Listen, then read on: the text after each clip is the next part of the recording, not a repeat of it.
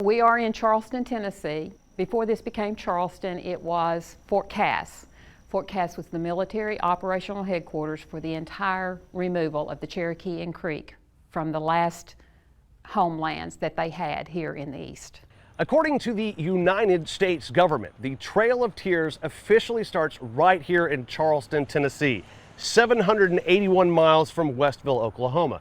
But of course, to anyone who has studied the removal of Indians from their homes, they know that that journey started well before this point. Most of us who have worked on this project and the Cherokee would agree that the Trail of Tears began at the doorstep of every Cherokee who was removed from this area.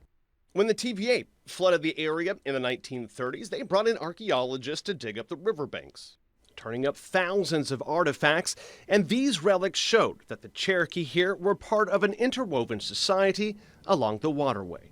Stone objects for hoes and different things that kind of rock is not found in this area, so they know that they were trade items. Shortly after America gained its independence, the landscape here began to change. In 1819, the northern side of the river, which now became Calhoun, was part of the United States.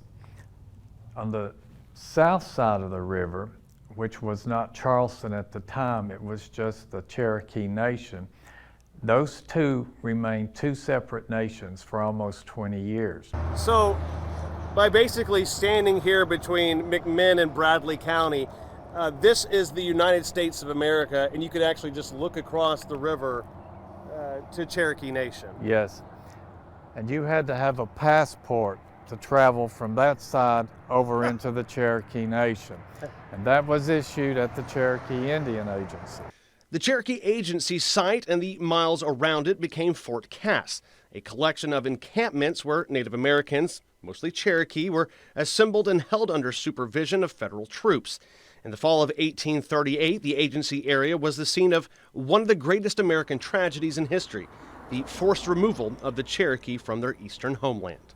A lot of it was, if you stay, you can keep land if you pledge your allegiance to the United States.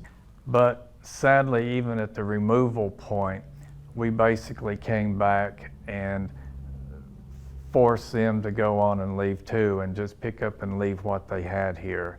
And then the white man came in and just took over. The Hiwassee River Heritage Center was designed some 200 years later to keep this story alive.